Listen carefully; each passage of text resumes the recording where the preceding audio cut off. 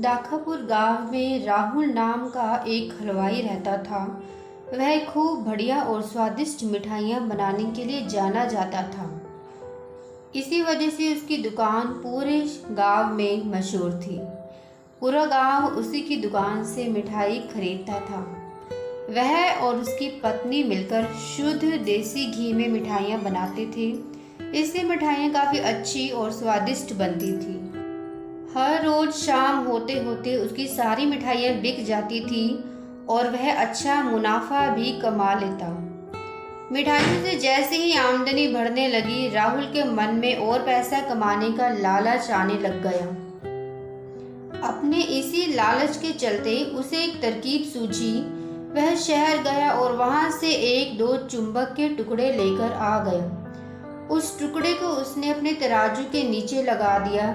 इसके बाद एक नया ग्राहक आया जिसने राहुल से 1 किलो जलेबी खरीदी।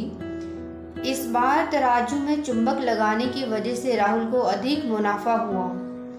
उसने अपनी इस तरकीब के बारे में अपनी पत्नी को भी बताया, लेकिन उसकी पत्नी को राहुल की यह चालाकी अच्छी नहीं लगी। उसने राहुल को समझाया कि उसे अपने ग्राहकों के साथ इस तरह की धोखेबाजी नहीं करनी चाहिए, लेकिन राहुल ने अपनी पत्नी की बात बिल्कुल भी नहीं सुनी। वो हर रोज तराजू के नीचे चुंबक लगाकर अपने ग्राहकों को धोखा देने लगा। इससे उसका मुनाफा बढ़कर कई गुना अधिक हो गया। इससे राहुल को काफी खुशी हुई। एक दिन राहुल की दुकान पर साहिल नाम का एक नया लड़का आया। उसने राहुल से 2 किलो जलेबी खरीदी। राहुल ने इसे भी चुंबक लगे तराजू से तोलकर जलेबी दे दी।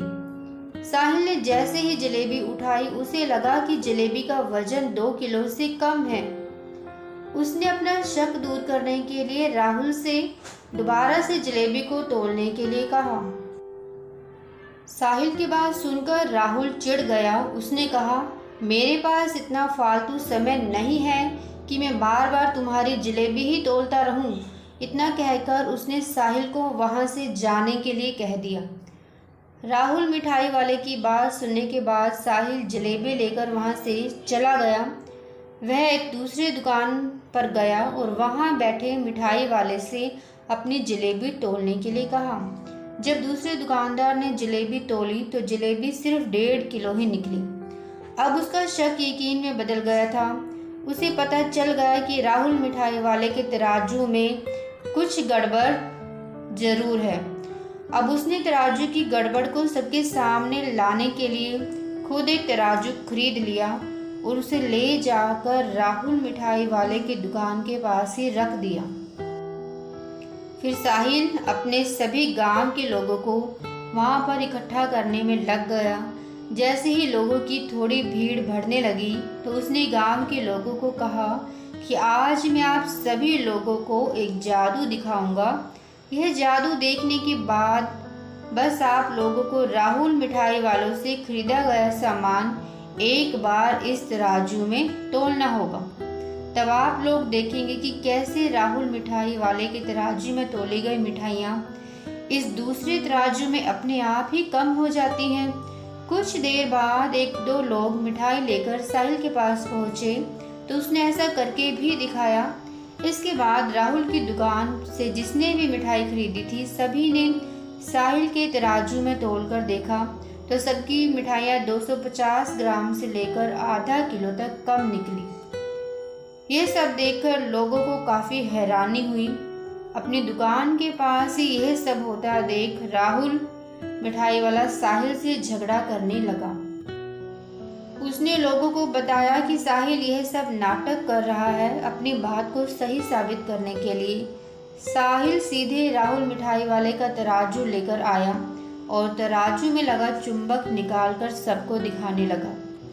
यह देखकर गांव वालों को बहुत गुस्सा आया। सबने मिलकर उस लालची मिठाई वाले को बहुत मारा। अब उस लालची मिठाई वाले को अपने लालच और उसके कारण की गई हरकतों पर पछतावा हो रहा था। उसने अपने गांव के सभी लोगों से माफ़ी मांगी और वादा भी किया कि भविष्य में ऐसी कोई भी जालसाजी नहीं करेगा।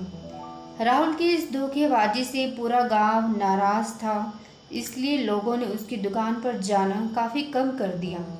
इधर राहुल के पास पछताने के अलावा कुछ और नहीं बचा, क्योंकि वो पूरे गांव वालों को भरोसा खो चुका था। कहानी से सीख, कभी भी लालच नहीं करना चाहिए। हमेशा ईमानदारी के साथ अपना काम करने से ही इंसान का नाम होता है। लालच के चलते भले ही कुछ समय के लिए अच्छा फायदा हो, लेकिन इससे इज्जत और आत्मसम्मान दोनों कम हो जाते हैं। अगर आपको मेरी ये कहानी अच्छी लगी हो तो प्लीज़ इसे शेयर करें और चैनल को सब्सक्राइब करें ऐसी ही और अच्छी कहानियों के लिए। Thank you so much for watching.